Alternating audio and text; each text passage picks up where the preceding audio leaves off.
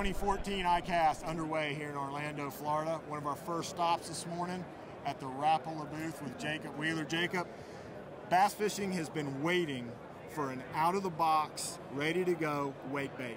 Without a doubt. I mean, that's what we've been waiting on, and now Rapala is bringing it with the BX. Yeah, I mean, this BX waking minnow is something it is totally different. You know, in the wake bait world, you have two things basically. You have either a balsa wood wake bait, which you can't cast very well. You're going to throw it on, you know, either a spinning rod, 7-foot medium action spinning rod, really be able to try to cast that out there, or you have a plastic, you know, wake bait that's not going to wake as well as others. It's not as buoyant as balsa. Well, the BX stands for balsa extreme. Okay. So we actually have balsa encased in plastic. Okay. This thing weighs 3/4 of an ounce. So you can throw this on a bait caster. You can throw this, you know, where you can really heave it.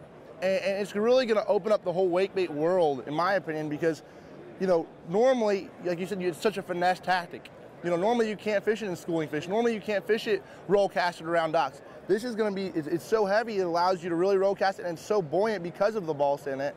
You know, it really does its job unbelievable, better than any other wake bait out there. And it's ready to go out of the box. A lot of wake baits you get today, you got to tweak, you got to tune, yeah. You got to do a lot of special stuff to it. You take this one out of the box from Rapala, tie it on.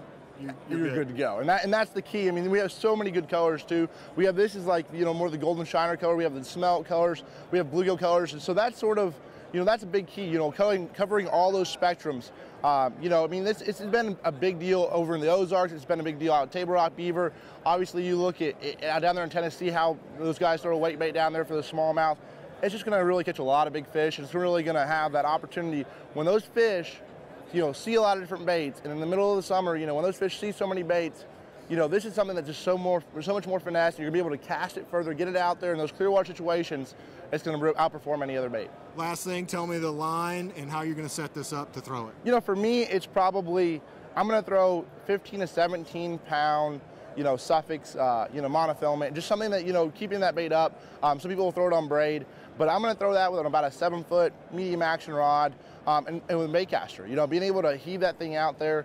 And the big key with a wake bait is when you first cast it out there, especially these elongated waking minnow baits, you want to keep your rod tip up. Okay. You know, keeping your rod tip up, allowing that bait to really start its wobble. And you want to keep it up there on top of the water because it makes that little V, and then it makes that little V and that little wake on top of the water. That's when those big ones come up and get it. Sounds good. Thanks for getting us started here at ICAST, Jacob. No problem. Thanks a lot for stopping by.